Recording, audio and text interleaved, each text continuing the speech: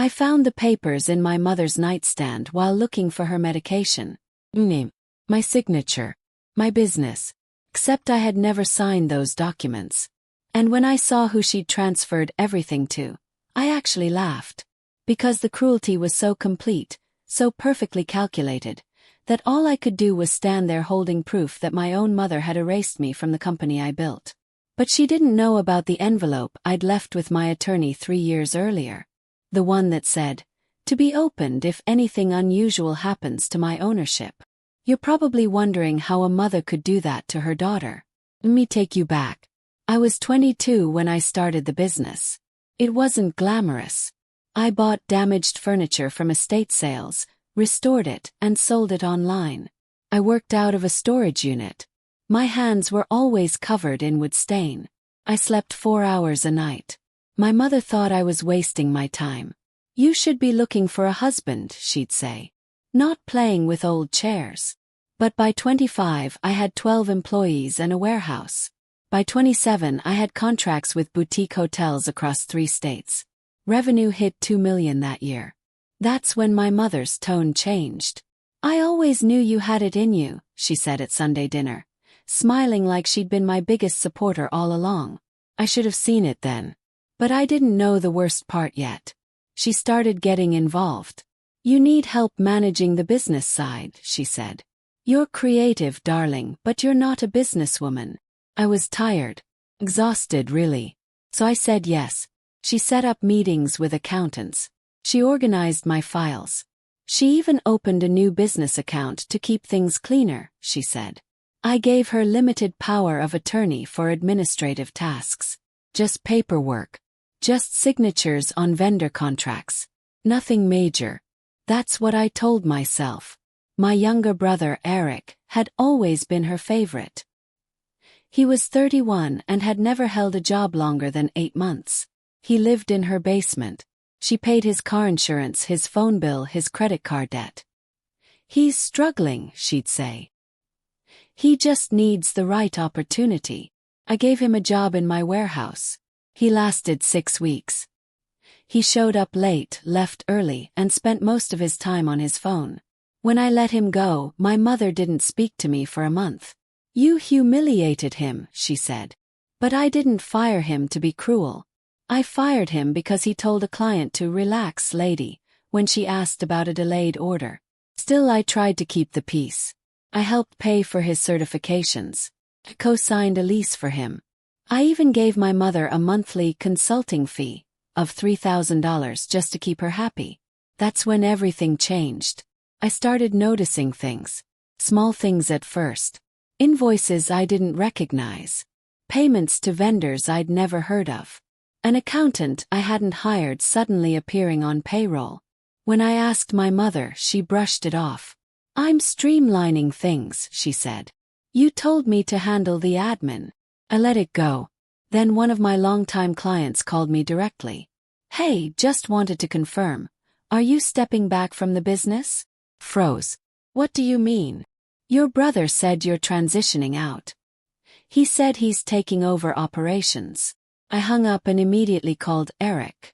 "What the hell are you telling my clients?" He laughed. Actually laughed. "Mom said you're stressed. She thought it'd be better if I started taking the lead on some things." "You don't work here, Eric." "Not yet," he said. And then he hung up on me. That night, I went to my mother's house. She was calm. Calm. "Sweetheart, you're overreacting. Eric is telling clients he's taking over my business." She sighed like I was a child throwing a tantrum. "He's just trying to help. You're burning out.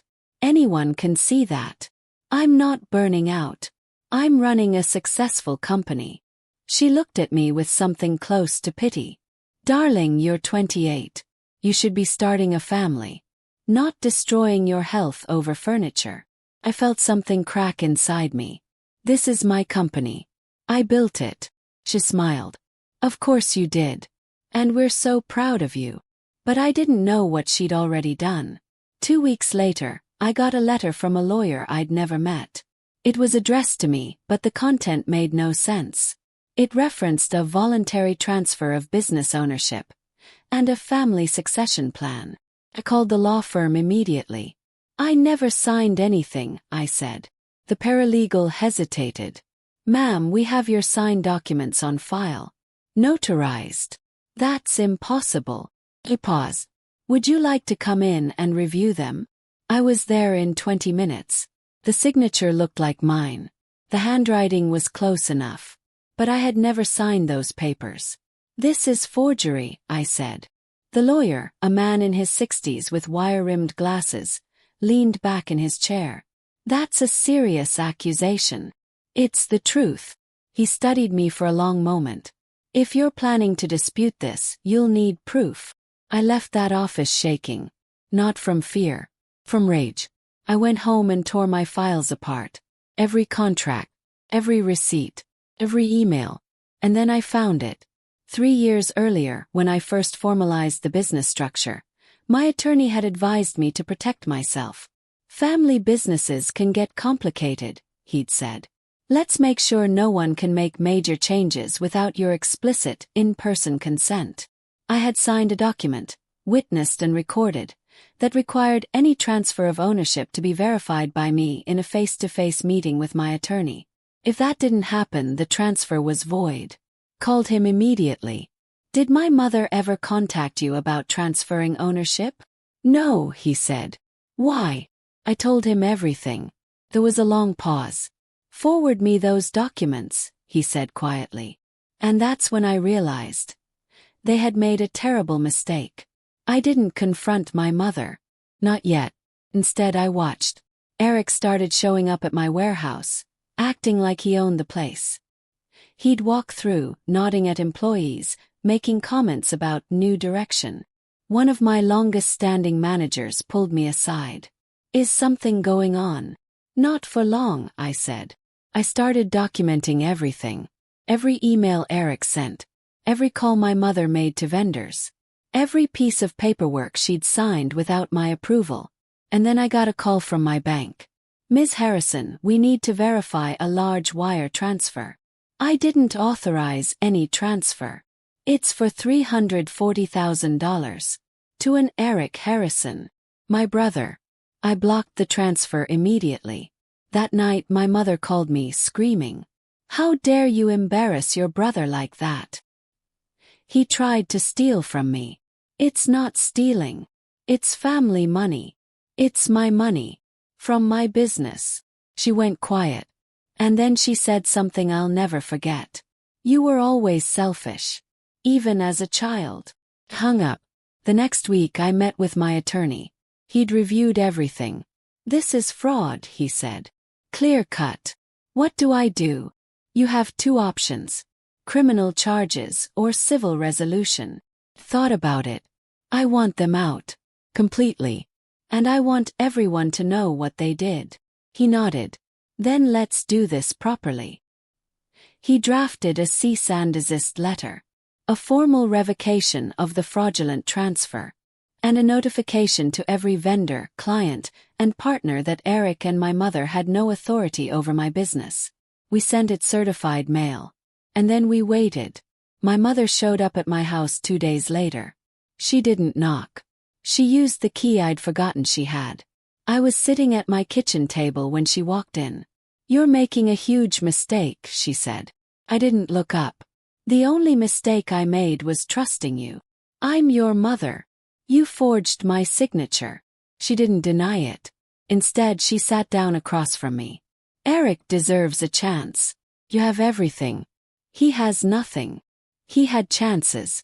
He wasted them. You don't understand what it's like to struggle. I finally looked at her. I worked 16-hour days for 6 years to build that company. Don't talk to me about struggle. She leaned forward. If you do this, I'll never forgive you. I stood up. Get out of my house. She didn't move. You'll regret this. I walked to the door and opened it. Leave. Now. She stared at me for a long moment. Then she left. The legal fallout happened quickly. My attorney sent a formal notice to the law firm that had processed the fake documents. They launched an internal investigation and discovered the notary had never actually met me, My mother had paid someone to falsify it. The firm retracted everything. Ownership reverted to me entirely. Eric sent me a series of angry texts. "You're ruining my life. Mom's crying because of you. I hope you're happy." I blocked his number. But the hardest part wasn't the legal fight. It was the silence that came after. I didn't hear from my mother for 8 months. No calls, no text, nothing. First it hurt. Then it felt like relief. My business grew. I hired a new CFO, tightened internal controls, and launched a new product line. Revenue hit $3.4 million the next year. I did it all without her. One afternoon I got a call from a number I didn't recognize. It was my mother. Her voice was small. "I need help." I didn't say anything. "Eric's in trouble. He owes people money. Bad people. That's not my problem. Please. He's your brother." Closed my eyes. "You tried to steal my company. You forged my name. You chose him over me. I made a mistake." "No," I said. "You made a choice." Hung up. A few months later, I heard through a cousin that my mother had sold her house to pay off Eric's debts. They were living together in a small apartment. She never asked me for help again. I never offered. People ask me sometimes if I regret it. If I wish I'd forgiven her. And the truth is, I don't know. What I do know is this. I spent years being the responsible one. The one who worked hard, who sacrificed, who gave and gave and gave. And the moment I set a boundary, I became the villain. But I'm not the villain. I'm just someone who finally learned that love without respect is just control. My mother didn't see me as a person. She saw me as a resource. And when I stopped being useful to her plans, she tried to erase me. So no, I don't regret protecting what I built. I regret that I had to. I'm 34 now. My company employs 43 people. I've been featured in business journals. I've spoken at conferences. And my mother has never acknowledged any of it. Sometimes I wonder what would have happened if I hadn't found those papers. If I hadn't had that safeguard in place, I'd probably be working for my brother right now. In the company I built. While my mother smiled and told people how proud she was of him. But that's not what happened. Because I protected myself. And I didn't stay silent. Some people think forgiveness is always the answer. That family is everything. But those people have never had their own mother try to steal their life's work. They've never had to choose between their dignity and keeping the peace. I chose my dignity. And I'd do it again. Because the people who truly love you don't need to forge your signature. They don't need to lie, manipulate, or steal. They just need to see you. Really see you. And my mother never did. So I stopped waiting for her to. I built my own life. My own success. My own peace. And no one, not even the woman who raised me, can take that away. Not anymore. 6 months ago I got an email that almost made me laugh. Subject line. Business opportunity.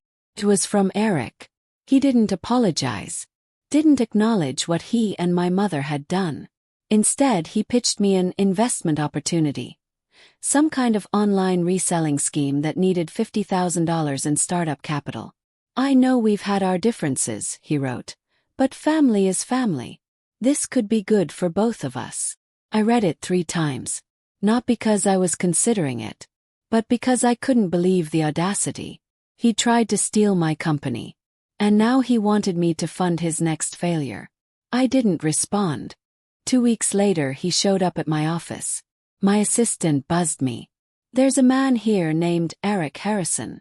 Says he's your brother." I could have had her send him away. But I didn't. I wanted to see him face to face. When he walked into my office he looked older. Tired. His clothes were wrinkled and he'd gained weight. He sat down without being invited. "You didn't answer my email," he said. "No." He shifted in his chair. "Look, I know things got messy. But that was Mom's idea, not mine." I almost felt sorry for him. Almost. "You went along with it," I said. "You told my clients you were taking over. You tried to wire yourself $340,000. I needed the money. So get a job." He laughed bitterly. Easy for you to say. You've always had it easy. I stood up. Get out. Come on. Get out of my office, Eric. And don't come back. He stared at me like I'd slapped him. Then he stood, shaking his head. You've changed, he said. You used to care about family. I still do, I said quietly. That's why I'm saying no. He didn't understand. He left angry, muttering under his breath. But I felt something I hadn't felt in years. Clarity. That night, I drove past my mother's old house. The new owners had painted it blue. There were toys in the yard and a minivan in the driveway. It looked happy. I didn't feel sad seeing it. Felt free. Because for the first time I understood something important. You can't save people who don't want to be saved. My mother spent decades enabling my brother. Protecting him from consequences. Blaming everyone else for his failures. And when I refused to do the same, I became the enemy. But I'm not the enemy. I'm just the one who got away. I think about her sometimes. Late at night, when the office is quiet and I'm reviewing contracts or planning the next quarter. I wonder if she ever thinks about me. If she ever regrets what she did. Or if, in her mind, I'm still the selfish daughter who abandoned her family. I'll probably never know. And I've made peace with that. Because the truth is, I didn't abandon anyone. I just refused to be erased. And that's not the same thing. Last month, I hired a young woman fresh out of college. She's hungry, talented. Reminds me of myself at 22. During her second week, she stayed late working on a project. I stopped by her desk on my way out. Go home, I said. It'll be here tomorrow. She looked up surprised. I just want to make sure it's perfect. Smiled. It doesn't have to be perfect. It just has to be yours. She nodded slowly. As I walked to my car, I realized something. I'm building something bigger than a business. I'm building a legacy. Not for my mother. Not for Eric. For myself. And for every person who was told they weren't enough. Who was underestimated. Who had to fight for what they built. This company is proof that you don't need anyone's permission to succeed. You just need to protect what's yours. And never, ever sign anything you haven't read. People ask me if I'm bitter. If I'm angry. And honestly, I'm not. I'm grateful. Because my mother taught me the most valuable lesson I've ever learned. Trust is earned. Even from family. Especially from family. And the moment someone tries to take what you've built, you owe them nothing. Not loyalty. Not forgiveness. Not a second chance. You owe them boundaries. And I finally learned how to build them. So no, I'm not bitter. I'm just awake. And I'm never going back to sleep.